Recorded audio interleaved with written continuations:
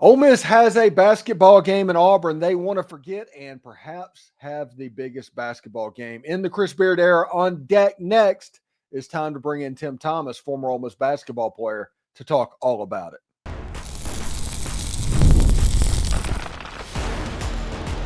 You are Locked On Ole Miss, your daily podcast on the Ole Miss Rebels. Part of the Locked On Podcast Network, your team every day.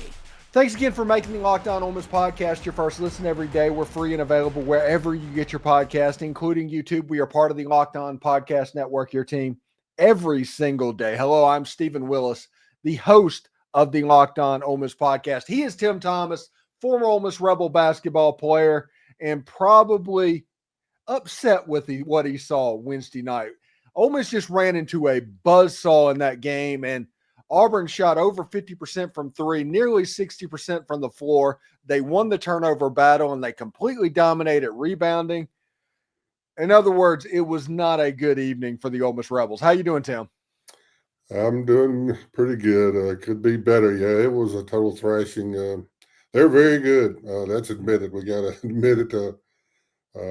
I just didn't think it'd be quite that bad. We made a good comeback there at the end of the first half, so got to look at a few positives. We scored fairly well. Had several guys score, some here and there, but the defense didn't show up most of the time, and they just shot it well. Had wide open layups, dunks. They're very good. Outside shooters were hitting. I don't know what they got against us, but they play super well against us, but they're a number one team. I'm not sure they'll win the title because they play a lot on emotions. And you get, just like the Yale game last year. I know everybody loves to talk about that. Auburn don't, but that things like that happen. It's hard to get ready for some teams, and Bruce Pearl does a good job. Hate to talk bad about a guy, but I never have liked him a whole lot. He was at Milwaukee, and then he went to UT, and he's cheated along the way. I hate to say that out loud, but he has. I hope he's doing well now. I pray that he's being a good guy now, but he's cheated and got caught and came to Auburn, and I'm not going to say what he's done, but he has a great team, the most money the man could buy, the team can buy, or a college can buy, and he does well on evals. He does a great job. I mean, those guys are real. Those guys are super. He's a great motivator. I don't know how good a coach he is. They do play hard. Yeah, they play hard. He motivates them, and not sure he's a great coach on the floor, but he does some good things. He definitely has Ole Miss's number. He has Beard's number, the no middle defense we're talking about. Throw it to the opposite corner, man. They do that, and they hit every one of them, right? Did they miss one maybe? And then also the second little weakness of the no middle defense, I'll go ahead and let that one out. You've already noticed it. When they switch, and Padula, Garden, Broom, just not a good thing. So that's a couple of weaknesses there, and they definitely found them, and they use them better than any team I've seen. I feel like they'll be one of the top 4 to 6 teams that could win this whole thing. Yeah, and that's what Chris Beard said after the ball game. They're one of these small handful of teams that can win the national title. I mean, they're really good. They're the best team in the best conference that we've seen in college basketball in 30 years. I mean, that's what the SEC is right now, and good for him. And I will give Bruce Pearl credit. He has the one weapon that Auburn needs to make Chris Beard's defense ineffective, and that is a good passing, dominant big man to distribute to excellent three-point shooters in the corner. Those shots are open all day, and if you can hit them, you're going to give Ole Miss a lot of trouble. If you're not going to hit them, if you have an off night shooting the ball, Ole Miss can get you. Yeah, you're right. Broom, it's hard to know what to do. Double team him, not double team. He can really play. We didn't have anybody close to guard him. We had anybody that even thought about. They were all scared, actually. Most of our guys inside just played scared. Shots inside, getting them blocked. And Broom's real. He's a great passer, great shooter, great all-around player. He's the player of the year, in my opinion. Some people say Cooper Flag, but I saw the other day that he has like 15 of the 20 points, 10 rebound type games, and Flag had like 5. So that's a big difference when you look at it.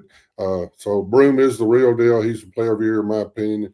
We'll see what Auburn does. They may do real well. We got the SEC tournament coming up. Of course, we got to beat Oklahoma first.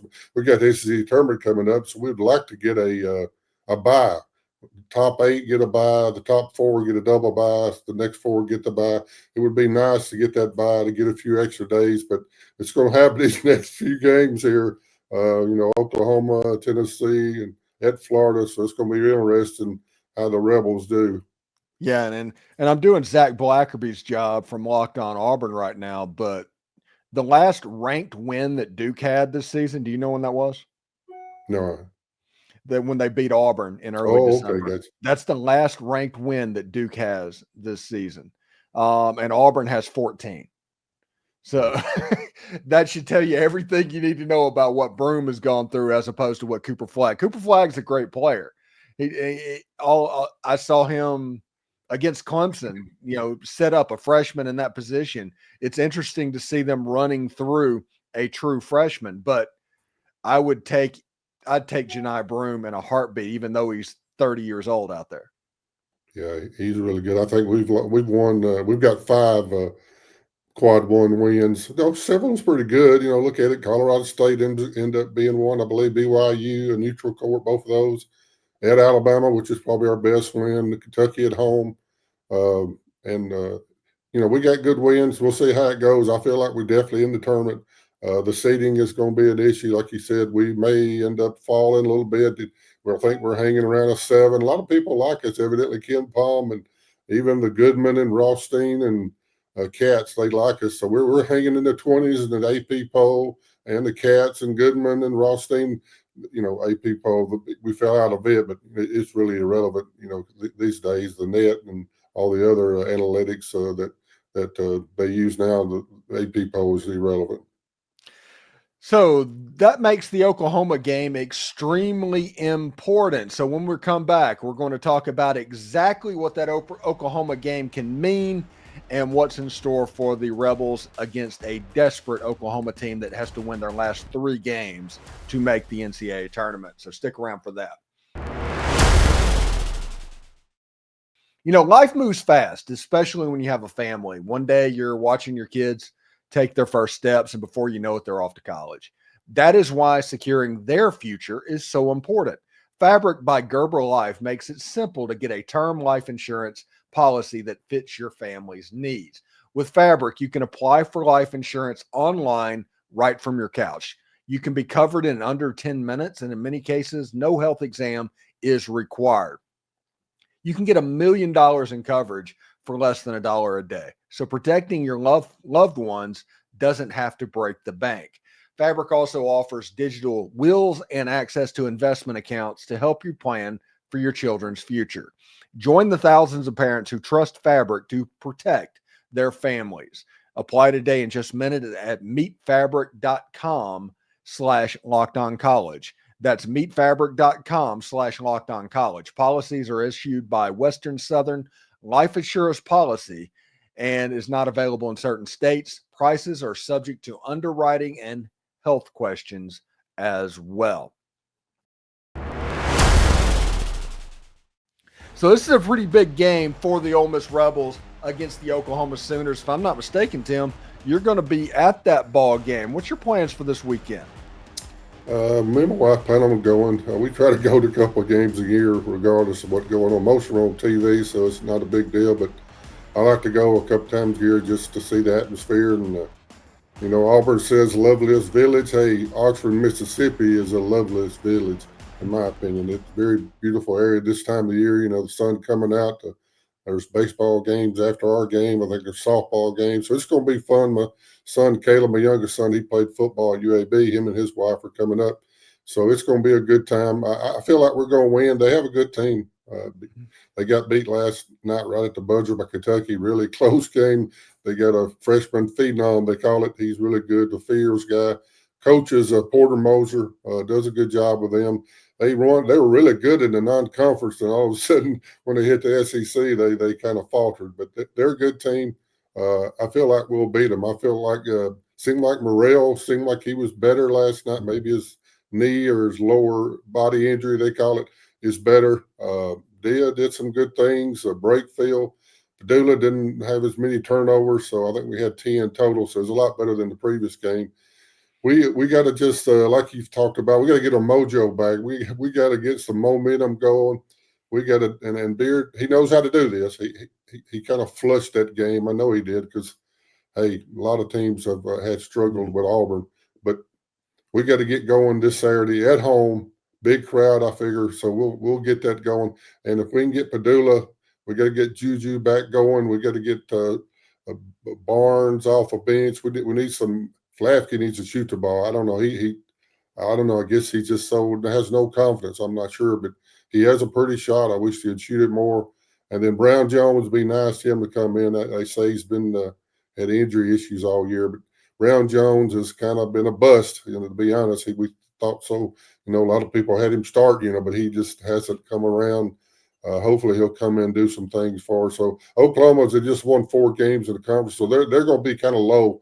Unless they win the SEC tournament, which is highly unlikely, having to win that many games in a row, they're going to be kind of down, I think, because I don't think there's no way to get in. I've seen some posters, some procrastinators, how you say that, predictions by people that SEC going to get in with 6. Some people with 6, they got a good non-conference. 7, I've heard that a lot, and 8's probably the key that most people are shooting for. 9, if we can get 9, I feel like we definitely in. Yeah, 8's pretty much a lock. I think 7 is very dependent on what your record is. Like Oklahoma, if they won their last 3 games, that is against Ole Miss, against Missouri, and against Texas. That's their last 3 ball games. If they win those 3, that's 7 wins. So they're not technically eliminated yet, or just win the conference tournament or else, or anything like that. So they're going to come into Oxford, Mississippi in a desperate frame of mind. I mean, and Ole Miss has seen some desperate teams over the course of this losing streak, and Ole Miss has had trouble matching the intensity of the other team in those games, and Ole Miss has gotten off to very slow starts. Ole Miss has to rectify that against Oklahoma. Yeah, that's really troubling. I'm not sure. I've looked at it. I know the point guard is very important. Padula does his thing. Juju last maybe month just really hasn't come through. I'm not sure his issue is shots. Normally he does that little juking around and step back, and he nails it every time. Here lately it hadn't been going in, not like it had been. So we got to get him. Like I said, we got to get Morrell. If he's feeling well, I hope he feels good at home. I hope everything is feeling better. And my man Dia, he's very inconsistent, like a Dr. Jekyll, Mr. Hyde. You never know what you're going to get. He has all kind of potential. He could be an elite player, but at times he's just not focused. I'm not sure where he's at, what he's got going. That's why I think he ought to come back for another year. I think he's a junior, so he can come back. My opinion, he needs to come back. I'm not sure what his thoughts are, but he can be a very good player. We need him. He can make some good shots at times, unless Broom and Cardwell's inside. He can go inside. He didn't do too much with Auburn. He not real fun of getting a shot coming back the other way. But he can do it if he wants to. He can make those plays, and he's got to make those plays at the next level. Yeah, and I think Dre Davis is the catalyst for this team moving forward. When Dre Davis plays well, Ole Miss wins. When Dre Davis does not play well or gets in foul trouble or something goes on, Ole Miss is problematic in their games. I think Dre Davis is the key to this team. He's very good. He came through in the second half, didn't do much in the first half when we needed him. And Brakefield, too. Brakefield is very important. We need him to come on a little more than he has been. We just need guys that feel like they can rebound. We talked about that maybe a time or two in the last couple of years. And maybe, I think we were minus 13 last night. But what do? You just whatever you got, that's what you got to deal with. Listen, that minus 13 was impressive that it was that much of a blowout because Auburn wasn't missing shots. There wasn't opportunities to rebound in that game, and they still beat Ole Miss by 13 on the boards. Yeah, we were not guarding very closely. We did not get into them. We did not block them out. We did not I saw Barkley. It was a game last night. They talked to Barkley about the whole second half. I don't really like to hear him talk. Some of you guys may. I don't care. I played against him. Okay, I'll go ahead. Me and him had a little issue back in about 1979. I think I was a sophomore. He was a freshman. I had a sore back, lower back, and he kept pushing me on the block out. You block out, and the guys push. Refs don't call it. 90% of the time because most of them had ever played. They don't understand the game. Did I say that out loud? Sorry about that. But Charles Barkley, kept pushing me in the back. And I'm not proud of this, but it just happened. It is what it is. I try to be Christian, but I said, Charles, you push me in the back again, you're going to regret it. And, of course, the only way I can say it, they were trying to intimidate me, so I'll just leave it at that. But he was trying to intimidate me, and I don't do that. I'll go ahead and say that if I was guarding Broom last night, he probably would have come out of the game because some of the attitudes, some of the calling people, I just don't know. I think he did better last night, but some of that arrogancy, I get off on this, man. No class by Coach Pearl, up 30, leaving Broom in. 5 minutes left. Broom was still in the game with around 20, 30-point lead. I don't get that. I don't see it. I don't understand it. And that's the kind of person I believe he is. The team, I struggle with the team because they're like the coach. I don't fault the players. But let's get back to Barkley. Oh, I love Auburn, you can tell. Okay, Auburn, Charles Barkley. I said, don't push me again in the back. Well, he did. And I think you could talk to Charles if they'd interviewed him last night and asked him if there was a big old white kid from Trinity, Alabama. Did you get boned in the sternum and you're still recovering from it after all these years? So that's what kind of happened. I got kind of ill, got kind of, tired of being intimidated or trying to be intimidated. I was not intimidated ever, but I kind of boned him in the sternum, and I think last I heard he's still healing up. Well, that's pretty Sorry awesome. about that. Of course, that's back in the 70s and 80s, back when physical basketball was allowed. I don't think touching is allowed anymore. It's not even a contact sport right now. There were just 2 referees, and they didn't see it, so that was a good thing. Yeah, so that's pretty fantastic. Anyway, when we come back, we're going to talk about what this Oklahoma game means potentially for seeding and what we think might be the end result for what's going on. Stick around for that. March basketball is here, and there's no better way to get in on the action than with Prize Picks. It's the best place for daily fantasy sports. With Prize Picks, you pick more or less on at least 2 player projections, and if you're right, you can win up to 1,000 times your cash. It's fast, it's easy, and it keeps every game exciting. I love how I can make my picks in less than 60 seconds and stay engaged all game long. And when I win, my money hits the account in as little as 15 minutes. No waiting around. They even offer weekly promos like Taco Tuesday, where you get discount player projections for even more value. So download the app today and use the code LOCKEDONCollege, all one word, to get $50 off instantly after that first $5 lineup. It's got to be the worst business model in the history of man. They're giving you $50 just for playing a $5 lineup. It's got to be a terrible business model, but it seems to be working for them. That's code LOCKEDONCollege for $50 instantly after you play that first $5 lineup. Prize Picks, run your game. All right, let's go back to Tim Thomas and look at what's going on. They got the Oklahoma Sooners coming into the Pavilion on Saturday. And Tim, this is a seeding game for me. I think that we are going to know a lot about this Ole Miss team once Sunday hits after this game. Because if Ole Miss wins the game, nothing's lost. You got a free shot against Tennessee. You have a chance to even play yourself up into the 5 line, potentially in the NCAA tournament, if you're able to take care of this homestand that is going on. If Ole Miss loses this game, though, Ole Miss has no danger of falling out of the tournament, but they are in danger of wearing a road jersey in the NCAA tournament because they are a 10 seed, that they are a 9 seed. When the round of 32, if you get through, you have to play a 1 seed where Auburn or Duke or Florida, they're in the offering. This Oklahoma game is an absolutely massive basketball game. Yeah, it really is. We definitely need to win it. I believe we will. Beers has been here before. All those coaches, he kind of got on his coaches last night in his press conference, just talking about, well, the players didn't play very good defense, and everybody else in our organization, who else is in the organization? The guy sitting by him. So whatever, the game plan didn't work. things just didn't work right. But Oklahoma, I don't see a problem. I hate to say that. I think we're going to win. I believe Beard will have them ready. We'll be a packed crowd. It was just good to see Morrell make a few plays. Like he felt good. That was encouraging because we need him. We're going to do anything at all in the SEC tournament or the dance.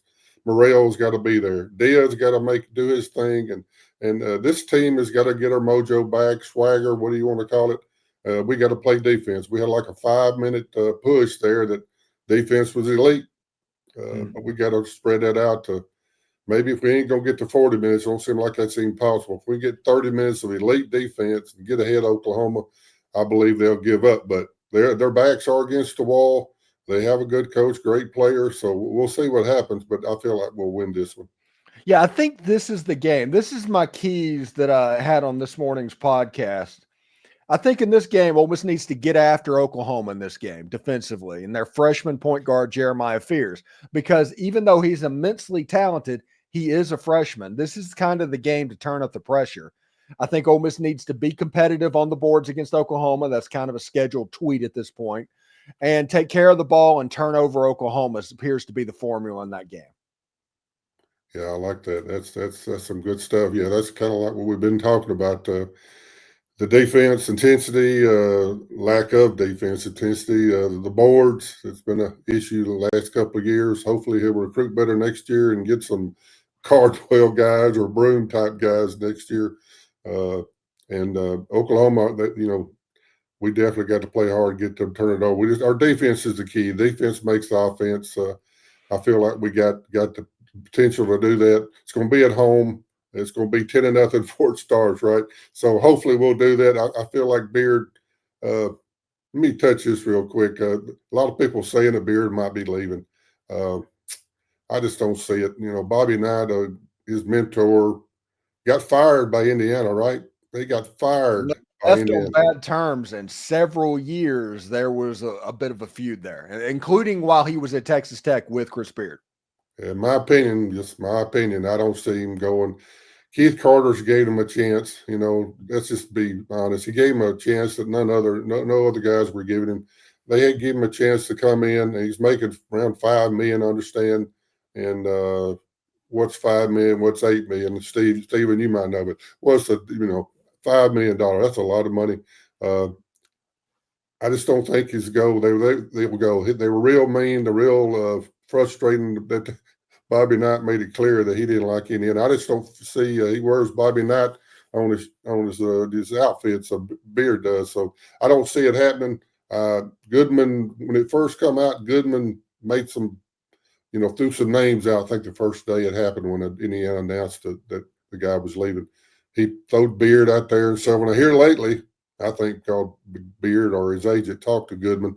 Didn't talk to Patino. I don't know what Patino's he's saying that Beard should go, and he don't have a moral compass. I don't know why Patino's got any reason to say anything, but what he did at Louisville and all the places he's been. But I didn't say that. Sorry about that. Let me get back on. Okay, here we go.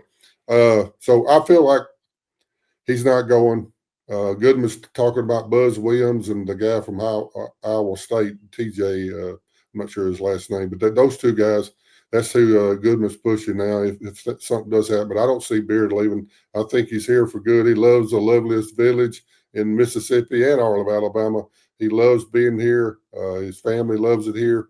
So I feel like Beard's going to stay, but who knows what could happen with the almighty dollar. Yeah, you're right, though. I don't even pay attention unless Jeff Goodman is putting it out, because I know that Jeff Goodman is about as tied into Chris Beard as anybody. Yeah, and let's hit this while we got it. It's about time that a team from the SEC wins a national championship, right? Mm-hmm. I think it's 2012 Kentucky won it. That's been a while. It's been 13, going on 14 years. We got several teams that can do it. We've talking about Auburn, right? Alabama's really good. Missouri is really good. Tennessee, Florida, all those guys really good. I don't see Ole Miss anywhere close to going. Just don't have the talent when it comes down to it. We might win a round or two if we're lucky, if we get the right matchups. So, see how that goes. If they're not used to our no middle defense, they're not used to, how to operate like Auburn does. But I just think it's time. Ole Miss won the Natty a couple of years ago, baseball, and I just think it's time for the SEC to step up. We got all these teams, in the top 25. We got all these teams, and we were 16-2 against the ACC. It's time to step up, SEC, and win a national championship. And let me get your opinion on this before we get out of here. I think Auburn is by far the best team in the SEC as far as just looking the average of what you see and what you get night in and night out. They're probably the best chance to win the Natty for the SEC. I think the highest ceiling team and the best, if they play their best, the best team in the country is the Florida Gators. They're pretty good. It's got beat by Georgia the other night. Man, this thing, let's just talk about it. This hard. They were at Georgia and they got behind like 26, I believe, at one time. They tried to make a comeback. So it happens. I mean, these teams, the other day, one of the other top teams was behind 25 or 30, and they tried to come back. It just happens. They're 20, 22-year-old with the portal, probably 22, 23, most of them now, old guys that a lot of the pros are younger than that. But to be honest, it's just the way it is, what it is. The portal, the NIL, it's the way things are. Things are not the way they used to be. The freshmen coming in, going all the way through. It's just not that way. It's a different bird. It's the NIL, the money. Saban talked about the guys come in that all they want to worry about is money. I think Saban's wife even told him, hey, maybe it's time to get out of this. He couldn't take it. A lot of the coaches get fed up with it. Beard seems to be okay with it. He's been dealing with it all his career from the JUCO up, so he deals with it fine. But I would love to see the SEC, Florida. They're playing really good. Well, they got beat by Georgia. They'll come back. I hope they don't play well against us when we play them at the end of the year. But we got the SEC tournament coming up. Should be really interesting. Very powerful tournament. I hope we get that one by, and if we can make it get a couple of wins there, would be also great. Thanks again for making the Locked On Ole Miss podcast your first listen every day. We're free and available wherever you get your podcast, including YouTube. We're part of the Locked On Podcast Network, your team every day. Also, be sure to pay attention to Amazon Fire especially. They're going to be doing a live show on the NCAA tournament, and yours truly will be a part of that. I will be able to come on there during the men's and women's NCAA basketball tournament, so I'm pretty excited about what that things, and that's kind of like marketing for the Locked On Ole Miss podcast. Anyway, Tim, be safe heading on over to Oxford to see the basketball game, and I think the Ole Miss is going to pull out the game as well. Yeah, March Madness is here, guys. Saturday is March Madness. Some people really love it, get into it. Some people like football, like Steven here. And I love football. I enjoy watching. Didn't like the Kentucky game, but I love football. Enjoy the baseball is doing well. Good to see they're doing well. Good to see Hunter Elliott. You got to pull for someone that's been out for 2 years of nursing injury. He looks really good. So I'm going to the game just to, my family's the family time. I feel like we'll win. I feel like we got that. We got this game. I don't know about the UT game. I see where we can beat Tennessee. The Florida game will be tough. It's down there at the old swamp, but I feel like it's the Oklahoma game. We should win this. All right, Tim. Be safe heading over to Oxford, and we'll talk to you next week, buddy. All right. Howdy toddy. Howdy toddy.